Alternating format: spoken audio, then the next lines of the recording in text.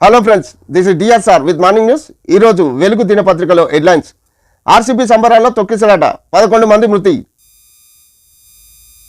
బెంగళూరులో చిన్నస్వామి స్టేడియం వద్ద ఘటన, 50 మంది గాయాలు. మృతుల్లో ఒక మహిళ, 2 చిన్నారులు. స్టేడియంలో ప్లేయర్లకు సన్మాన కార్యక్రమం. 35,000 కెపాసిటీ ఉంటే 3 లక్షల మంది రాక. 3వ నెంబర్ గేటు బద్దలు కొట్టి లోపలికి వెళ్లేందుకు ప్రయత్నం. ఒకరిపై ఒకరు పడిపోవడంతో తొక్కిసలాట. క్షమాపణలు చెప్పిన డిప్యూటీ సీఎం డీకే శివకుమార్. న్యాయ విచారణకు ఆదేశించిన సీఎం సిద్ధరామయ్య. తీవ్ర దిగ్భ్రాంతి వ్యక్తం చేసిన ప్రధాని నరేంద్ర మోడీ. రాయల్ ఛాలెంజర్స్ బెంగళూరు విజయోత్సవ సంబరాల్లో తీవ్ర విషాదం చోటు చేసుకుంది.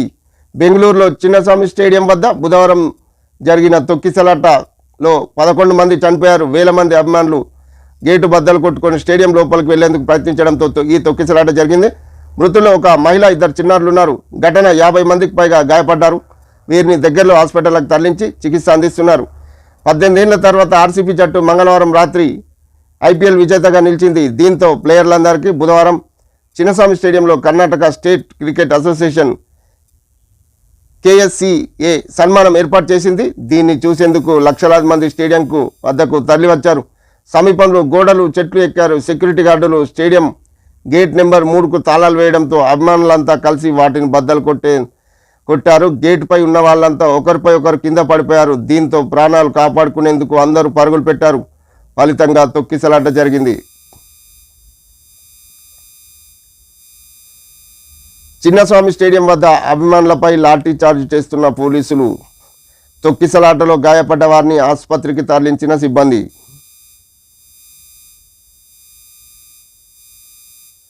రెండు దశల్లో కుల గణన, దేశవ్యాప్తంగా జనగణనతో కలిపి చేస్తామని కేంద్రం వెల్లడి. లడాక్, కాశ్మీర్, హిమాచల్ ప్రదేశ్, ఉత్తరాఖండ్లో 2026 అక్టోబర్ 1లోగా పూర్తి. మిగతా రాష్ట్రాల్లో 2027 ఫిబ్రవరి నుంచి మార్చి 1లోగా కంప్లీట్ షెడ్యూల్ విడుదల చేసిన కేంద్ర హోంశాఖ చివరిసారి 2011లో జనాభా లెక్కలు, 2021లో కరోనాతో వాయిదా, మళ్ళీ 16 ఏళ్ల తర్వాత సెన్సస్ సర్వే. దేశవ్యాప్తంగా జనాభా లెక్కలు చేపట్టేందుకు కేంద్ర ప్రభుత్వం కసరత్తు ప్రారంభించింది. 2027లో జనగణన చేపట్టినట్టు కేంద్ర హోంశాఖ బుధవారం ప్రకటించింది. ఈసారి జనగణనతో పాటు కులగణన కూడా చేపట్టనున్నట్టు తెలిసింది. ఈ ప్రక్రియను 2 దశల్లో పూర్తి చేయనున్నట్లు చెప్పింది. మంచు ప్రభావిత ప్రాంతాలైన లడాక్, జమ్మూ కాశ్మీర్లో, హిమాచల్ ప్రదేశ్, ఉత్తరాఖండ్లో 2026 అక్టోబర్ 1లోగా జనగణన, కులగణన పూర్తి చేస్తాం. దేశంలో మిగతా ప్రాంతాల్లో 2027 మార్చి 1లోగా కంప్లీట్ చేస్తామని వెల్లడించింది. ఈ మేరకు షెడ్యూల్ విడుదల చేసింది. దీనిపై ఈ నెల 16న గెజిట్ విడుదల చేయనున్నట్టు పేర్కొంది. సెకండ్ ఫేజ్, ఫైనల్ ఫేజ్ జనగణన 2027 ఫిబ్రవరిలో మొదలై మార్చి 1 నాటికి ముగుస్తుందని అధికారులు తెలిపారు. కాగా జనాభా లెక్కలతో పాటు national population register NCR update చేస్తారా లేదా అనే దానిపై క్లారిటీ లేదు. బిగ్ బ్యూటిఫుల్ బిల్లుతో అమెరికా దివాలా. అమెరికాలో ట్రంప్ సర్కార్ తీసుకురానున్న బిగ్ బ్యూటిఫుల్ బిల్లుపై టెస్లా అధినేత ఎలన్ మస్క్ మరోసారి విమర్శలు గుప్పించారు. ఆ బిల్లు చెత్త బిల్లు అని, దానివల్ల అమెరికన్లపై అధిక భారం పడుతుందని తెలిపారు.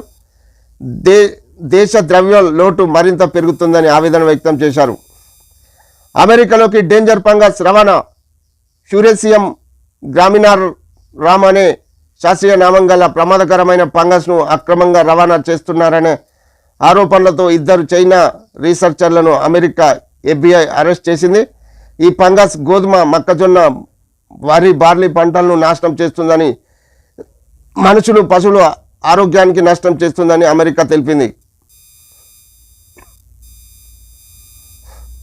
జూలై 21 నుంచి పార్లమెంట్ ఆగస్టు 12 వరకు నిర్వహించనున్నట్లు ప్రకటించిన కేంద్ర మంత్రి రిజిజు వెంటనే సమావేశాలు పెట్టాలన్న ప్రతిపక్షాల డిమాండ్లు బేఖాతారు.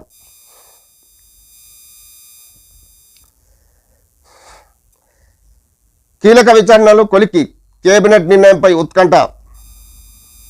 కాళేశ్వరం విజిలెన్స్ రిపోర్టుపై నేడు మంత్రివర్గ భేటీలో పవర్ పాయింట్ ప్రజెంటేషన్.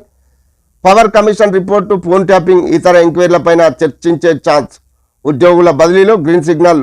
1 లేదా 2 డిఏలపై ప్రకటన. రాజీవ్ యువ వికాసం లబ్ధిదారుల లిస్టు పై క్లారిటీ. వానాకాలం పంట సాగు, రైతు భరోసా పైన నిర్ణయాలుండే అవకాశం. గత ప్రభుత్వ హయాంలో జరిగిన విద్యుత్ కొనుగోలు ఒప్పందాలు, కాళేశ్వరం అవకతవకలు, phone tapping formula, E race, GST, Bhoodan, భూముల దందా, గొర్రెల స్కీమ్ లాంటి స్కాముల సంగతి తేల్చాలని రాష్ట్ర సర్కారు భావిస్తుంది. ఇప్పటికే పవర్ కమిషన్ కాళేశ్వరం రిపోర్టులు చేతికందడం, మిగిలిన ఎంక్వైరీలు తుది దశకు చేరిన నేపథ్యంలో గురువారం సెక్రటరియట్లో సీఎం రేవంత్ రెడ్డి అధ్యక్షతన జరిగిన కేబినెట్లో ఎలాంటి నిర్ణయం తీసుకుంటారనేది ఉత్కంఠ రేపుతున్నది.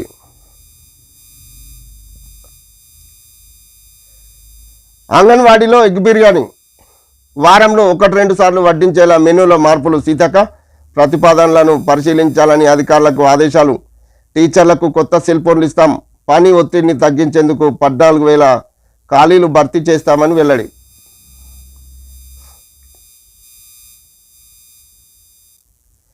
ఎర్రగడ్డ ఘటనపై సర్కార్ సీరియస్. ఫుడ్ కాంట్రాక్టర్ రద్దు, ఆర్ఎంఓ సస్పెన్షన్. విచారణకు 5 సభ్యులతో కమిటీ. మొత్తం 92 మందికి ఫుడ్ పాయిజన్. ఉస్మానియా ఆసుపత్రిలో 18 మంది బాధితులు.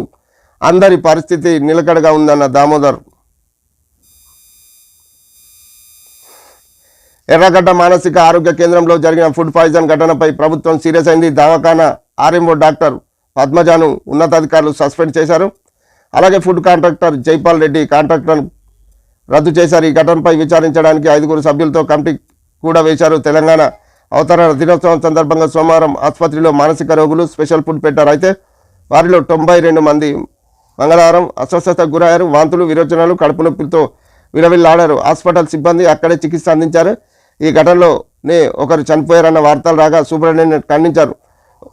వాస్తవానికి మంగళవారం 70 మంది అస్వస్థతకు గురయ్యారు. వార్తలు రాగా 35 మంది మాత్రమే ఫుడ్ పాయిజన్ అయిందని, వారికి దవాఖానలో ట్రీట్మెంట్ ఇస్తున్నామని సూపరింటెండెంట్ సూచించారు. రిటైర్ అయిన వెంటనే పదవులు వద్దు. జడ్జీలు అలా చేస్తే న్యాయ వ్యవస్థపై జనంలో అపోహలు. CJI justice Gavai. భవిష్యత్తు ప్రయోజనాలు ఆశించారన్న అపోహ వస్తుంది. న్యాయ వ్యవస్థపై ప్రజలకు నమ్మకం పోతుందని కామెంట్. మేఘా కృష్ణారెడ్డికి నోటీసులు ఎందుకు ఇస్తలే? సీఎంకు ఆ ధైర్యం లేదు. ఎమ్మెల్సీ కవిత. కాళేశ్వరంలో కృష్ణారెడ్డి 20 పంప్ హౌజులు కట్టిండు. కేసీఆర్కు నోటీసులు ఇవ్వడం అంటే తెలంగాణకు ఇచ్చినట్లే. ధర్నా చౌక్కు నిరసన దీక్షలో వ్యాఖ్యలు.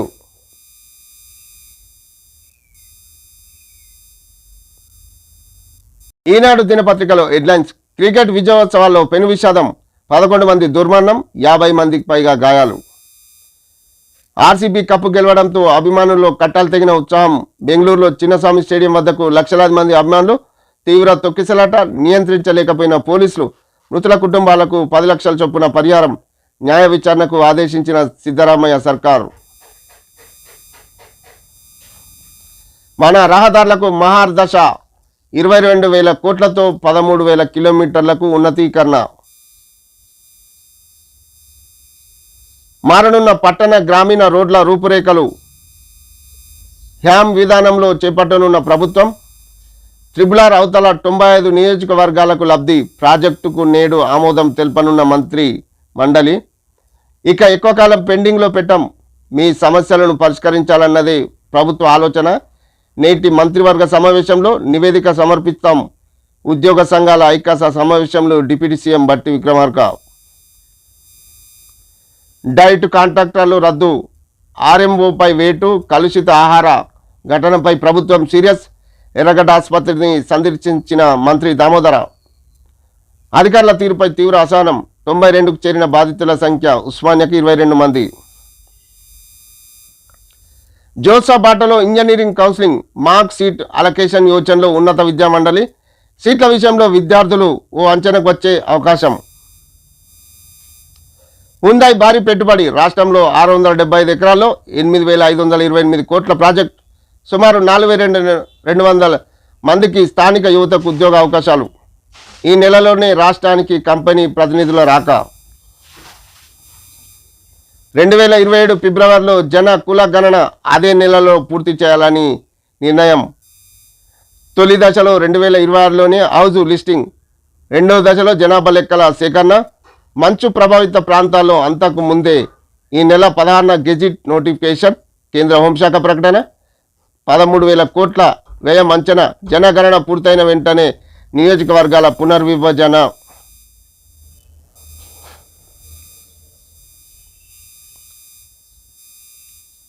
ఇథనాల్ పరిశ్రమలపై పెళ్లుబిక్కిన ఆగ్రహం.